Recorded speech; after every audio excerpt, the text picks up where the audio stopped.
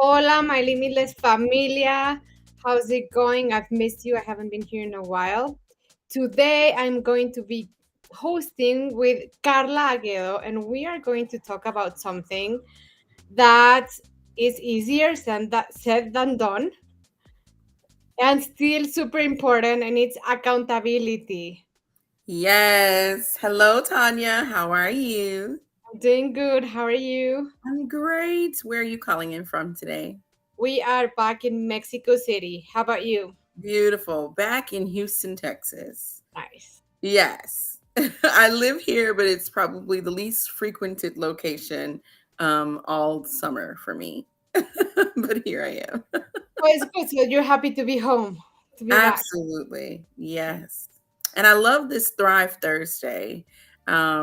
Before joining the Limitless Minds team, this has been Thankful Thursday for me. Hmm. But Thrive takes it to a whole nother level. Um, I think they go hand in hand though, because agree. one way of thriving is noticing everything that's good about your life and being thankful for it. So I think like automatic um, gratitude leads to thriving. Completely agree. And 100%. when you're thriving, you have a lot to be thankful for. So it's a win-win. It's like it goes both ways. Love it. So I'll kick off with sharing what I'm thankful for. Um, Yes.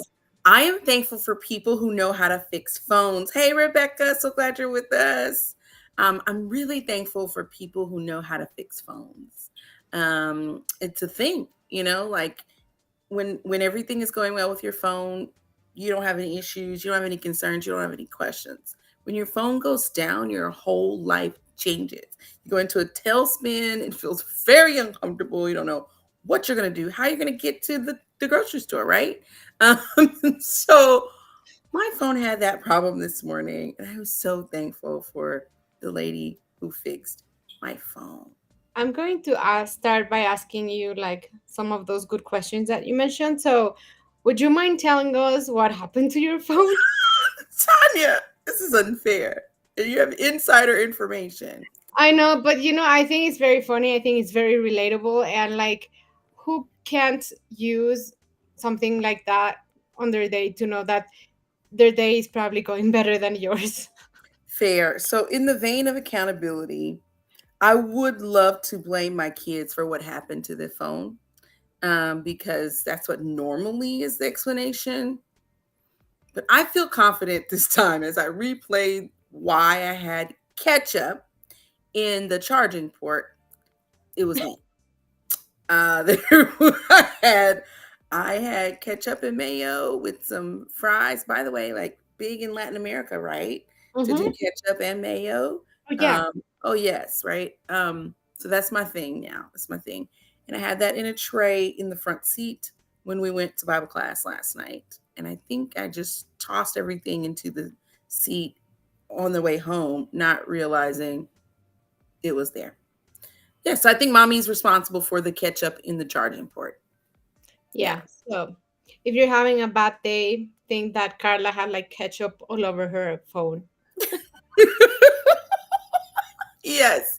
I'm also thankful for um, loud children to blame things on, um, when I'm out explaining to others how the ketchup got there. And finally, I am thankful for honestly the whole ecosystem that makes my life work. Friends, family, accountability partners. Mm-hmm. Um, you know, Women in the entrepreneurship space that I rely on. So, what are you thankful for this morning or afternoon, Tanya?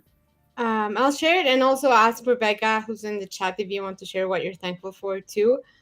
I think the first thing is being here, like you and Mari.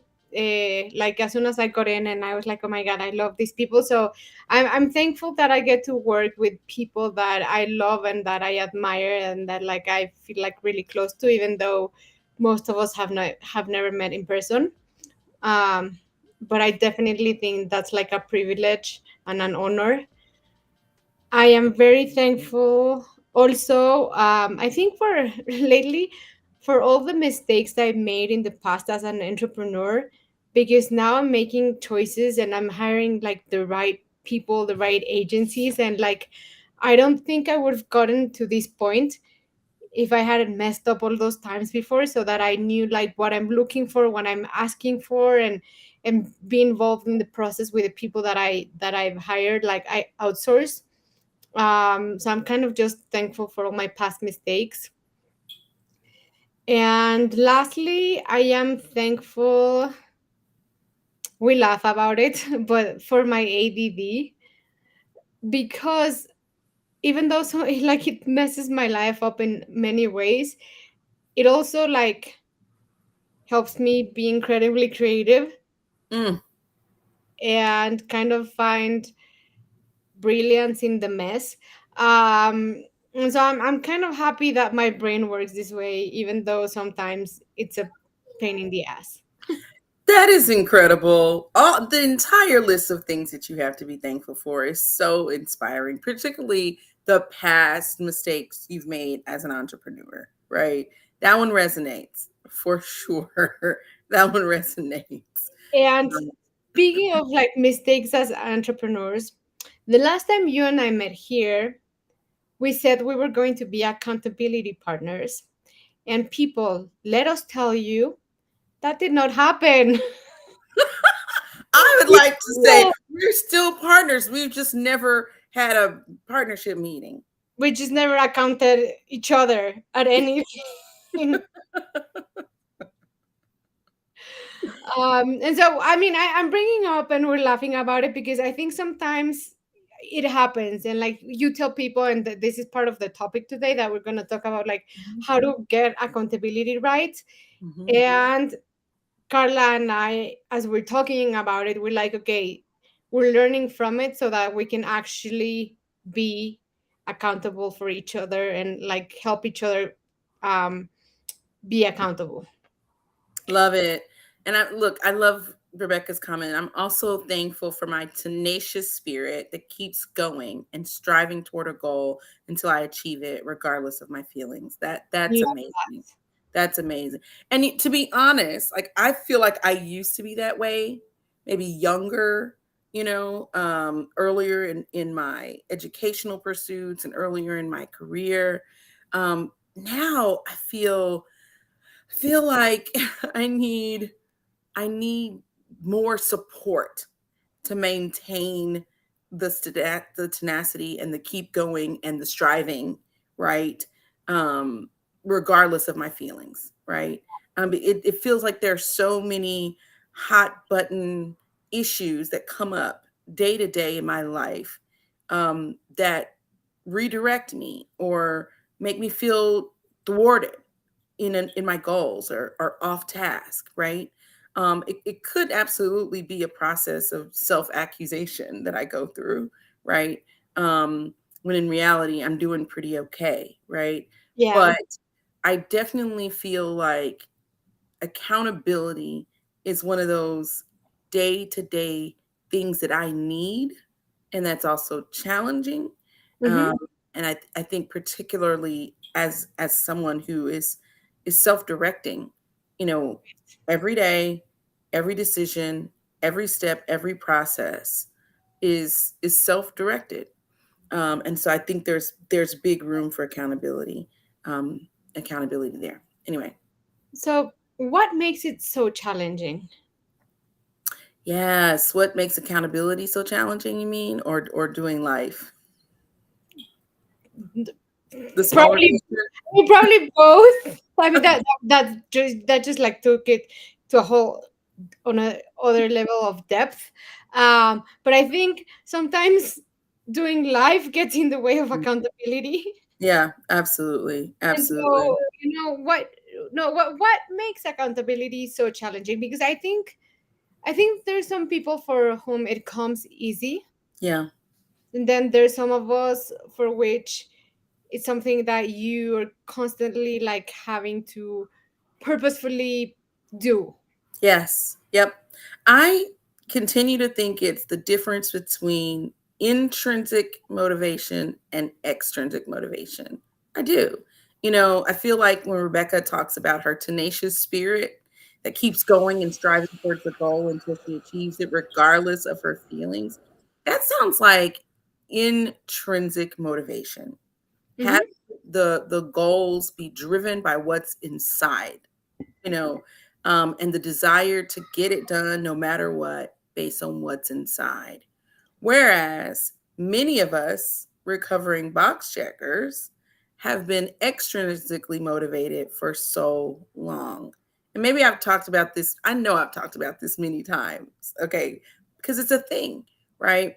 Extrinsically motivated by the grades in, elementary and secondary school, extrinsically motivated by getting a degree in college, extrinsically motivated by dates and deadlines in the first job, extrinsically motivated by, getting the degree and getting the job, coming out of law school, right?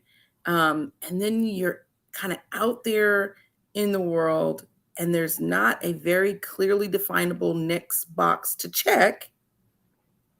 And so it becomes much more challenging to stay the course, to wake up in the morning and have clarity about what we're doing and how we're doing it, and then as an entrepreneur, like Mm-hmm. for sure, you are setting the agenda. You Right. are deciding what we're doing today. And if you feel like not doing what you said you were for sure going to do, right? Who's gonna stop you, boo? Right? As right. And so um yeah, versus if you've always from day one been deeply committed to your intrinsic motivation and your personal sense of integrity, where you keep promises to yourself no matter what, Yeah. right? This thing gets a lot easier. So yeah, that's why I think it's so hard. And I will add something to it because this is something I've noticed, not just with me, but talking with other limitless coaches, working with my clients. And it's like, and I read it in Rachel Hollis's book, one of her books. She's like, when we have a commitment with someone, we generally keep it. It's Mm, easier because there's this social thing. There's like this kind of like social connection thing and social kind of I guess motivation. mm-hmm, And it's easier for us to keep our promises and then to keep like deadlines and everything when it's about someone else. mm-hmm, But then doing it with ourselves, it's harder. mm-hmm. Absolutely. Absolutely. But then I've met this new breed of people who scrupulously guard their commitments to themselves, and they will blow you off in a hot minute in order to maintain the commitment to themselves. And I admire those people. I do, and I think that's something that they've worked on and they've learned. I do not think that's something that comes intrinsically to humans. Okay. Like I can almost I don't know them, but I can probably like sign off and say like this is something that they actively worked on and had to work on for a very long time, and being okay with blowing off people, being okay with saying no, being okay with setting boundaries, Yeah, being absolutely. okay with putting this themselves first, especially if they are women. Well, there you go. All right. Yes, exactly. And to be fair, there are plenty of guys out there too that I think have struggled in this department, Yes. particularly because of the way we have been socialized, right? To be other oriented, and to be authority oriented, which is something or someone external to us, you know, and we're trying to please them, right? Um, versus pleasing ourselves or making ourselves the authority in our own lives, Yeah. Yeah. And so going back to that, there's like a three-step process that you have that can help stay accountable, that can help like honor those commitments to ourselves. Yeah. And thank you so much for keeping us accountable to this 3 steps that I want to talk about. I appreciate that, Tanya. Keeping us on track. Really quickly, Rebecca calls me out, Karla specifically. So I gotta respond to this comment. Yes, She says, please. Karla, being intrinsically motivated comes easiest for me when I'm in a situation where not doing so is scarier. Ooh, it's Yeah, good.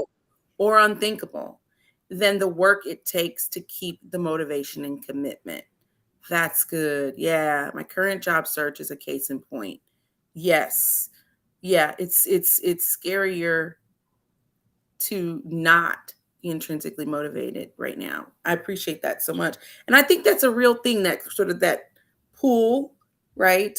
Um, what's the alternative, right? When you ask yourself, what's the alternative, that can help refocus you on where you're supposed to be going. exactly. I was gonna say, or like, what are the consequences of not doing it? Because Mm-hmm. I think sometimes, again, for me, when I'm like thinking about the rewards, I'm like, I can let go of the rewards. But then when I think about the negative consequences, then it's like, shit, like, I don't want that. Mm-hmm.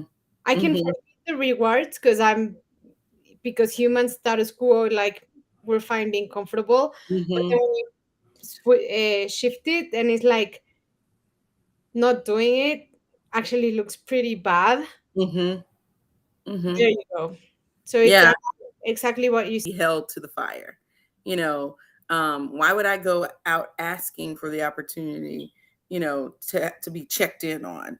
Um, some people might even say babysat, right? Yeah, Some sort of negative connotation, treated like a child, whatever it is, right? And I just want to flip it and say we should have this hunger and thirst for accountability because it optimizes us, right. right? It Exactly. puts us in a position to optimize our performance, Yes. you know? Um, so when we're trying to be high performers, when we're trying to get things done, and we know for sure there are going to come distractions, there are going to come reasons not to get it done, great, really great explanations, if not excuses, right? I Yeah. always say that. It's like, this is not an excuse, it's just an explanation. Sounds good. There's always a great explanation, right?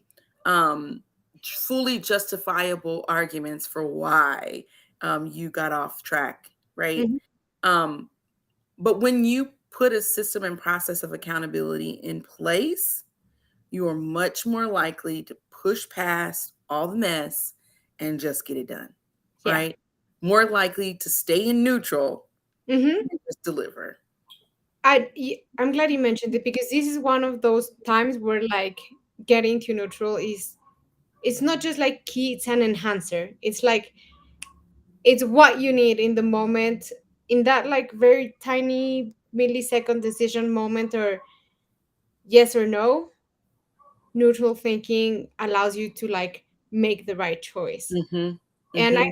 to add to what you're saying, it's also because I think accountability, or holding ourselves as accountable, is a skill, and like any other, the more we practice, the better we get at it.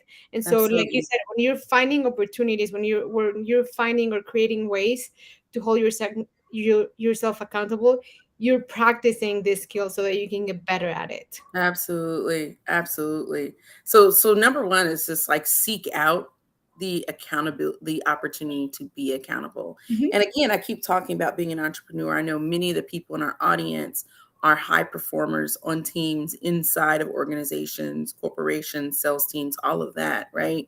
But at the end of the day, you're still having to self-direct from moment to moment, day to day, project to Yeah, project, right?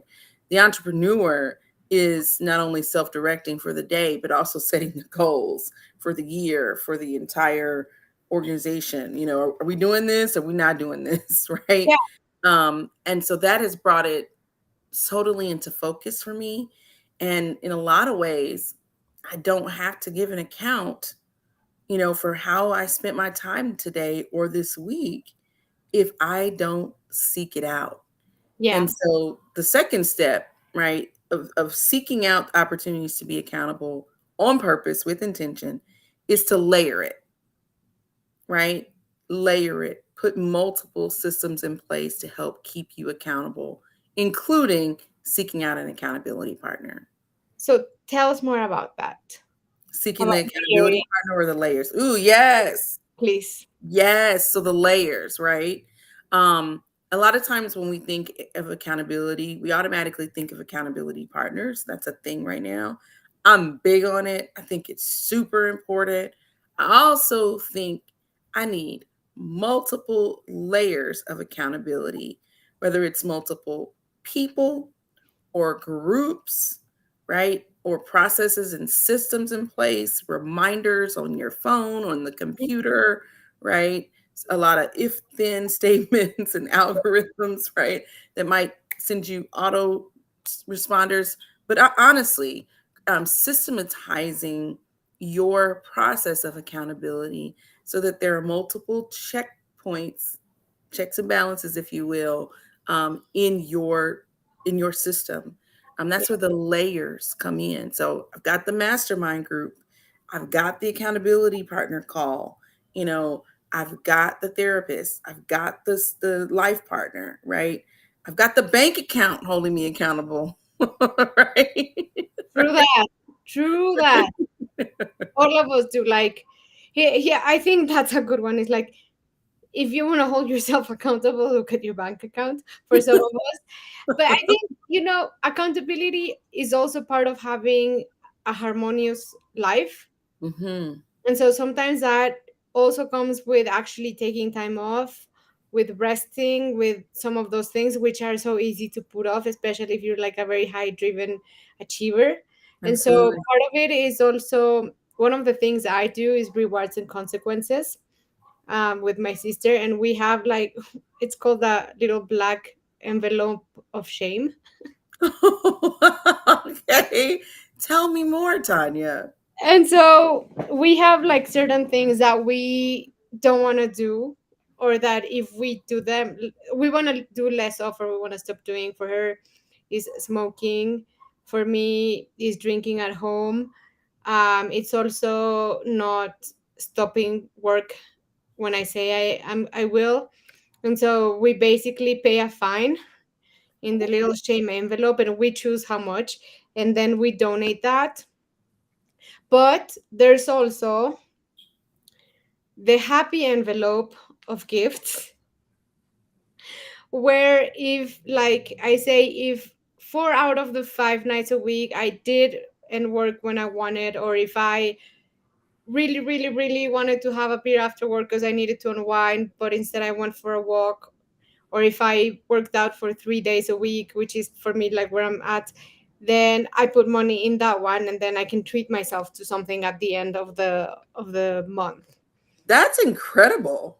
Oh my gosh. And there are layers on that accountability system Mm-hmm. because your sister's involved.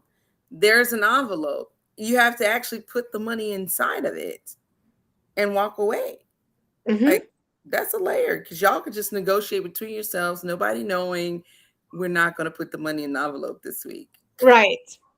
But it's really like not about that, right? Because again, and so and I think it makes it fun. And I like the little black envelope of shape because there's a sense of humor in it, and there's like this part of like, we are humans, like we Mhm, aren't going to always do exactly what we said we would.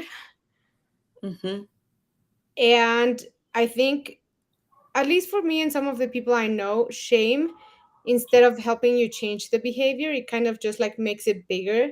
mhm. And so we're laughing at it in terms of like, yeah, we feel ashamed, and at the same time like it's okay. Absolutely. I love that so much. I'm thinking about the shame that we drag around and how big that bag can get, Yeah. how heavy it is, you know, now that you have the little black envelope of shame, the picture in my mind is like Santa's bag. It's black and it's Yeah. like 10 times bigger than it should be, you know. Um, but that is a part of it. Hmm. If I was to make another argument for why it's so important to have accountability, it's because when we don't keep the commitment we made to ourselves, right? we think it's just private and we can just move on and it's okay, we end up feeling that bag, but it's like inside of us. So Yeah, it's really toxic, right? We never get the opportunity of freeing ourselves by confessing it, right? exactly. And I absolutely believe confession is good for the soul. Like literally letting it come out of your mouth, being able to tell somebody, I didn't keep the commitment. I Hmm. didn't do the thing. You know, um, it's not great that you didn't do it, but way better than just burying that into that knot in your belly that's just getting way too big. Or, as I said, dragging it around in this bag of guilt and shame, you know? Yeah, and I think one of the key steps to layering it, which is related to your third step, which I will not like. Uh, I It's okay. Let the I, cat out. I forget the word in English, but like I'm not gonna spoil it by saying it. Is learning about the process, right? It's about having this kind of curiosity and this again this humor of like, why did I fail at this? What was it about it that kept me from doing it? And so having the layers allows you to also just see like what works, what doesn't work, what works Yes. best, and then having that when then plan. Like when I'm really tired, I know that my decision making is going to be on the floor, so I'm probably just going to default to what's easiest. So Mhm. what are some things that I can do there? And so part of, I think, having those layers is this kind of experiment slash openness curious process of learning about what's getting in the way and what's helping you like Mhm. stick to your goal, to your commitment. Absolutely. Absolutely. So then the third step, right, before Mhm. we run out of time is this: revisit it again, right? Revisit it again. So, you've sought out accountability, you've put layers on that thing, right? And then just revisiting why you're doing this in the first place. Yeah. What is it that you're trying to achieve? What's driving that? Right? What are the values being served by that? What's the purpose? Right? Um, and so then why would I need accountability? Because I want to achieve this goal, because it matters that much. And Hmm. again, circling back to what Rebecca said, right? Because the alternative is worse, you Yeah. know? Um, so revisiting your why, revisiting your intention, and circling back to it. Yeah. I was just reflecting on commitments I've made that I've verbalized, right? Hmm. To a person or a group of people, and we miss the opportunity to come back together for whatever reason. Maybe you need to reschedule. Maybe somebody's phone was down because there was ketchup in the charging port. Whatever happened, right? That uh, threw a wrench in our plans of circling back, right? Um, it's easy to just let that go Yeah. and not rethink about it. But I think it's so important to revisit what you were supposed to be accountable for, why you wanted to be accountable in the first place, and then decide, does the goal still serve me? Hmm. Is this still something I wanted to achieve anyway? What did I learn in the process of trying to achieve it? Right. And what do I want to take into my next level of success? Anyway, Oh, it sounds like it's finding this balance between flexibility and commitment. yes. And so Absolutely. thank you so much for this three-step process. Thank you for everyone that was here. Rebecca, for everything that you shared with us in the chat. Mari Carmen, for being an awesome producer as always. And come back tomorrow to the live with DJ and the mystery guest. So see you all soon. Thank you. Have a great week or day. Yes. Take care. All the best.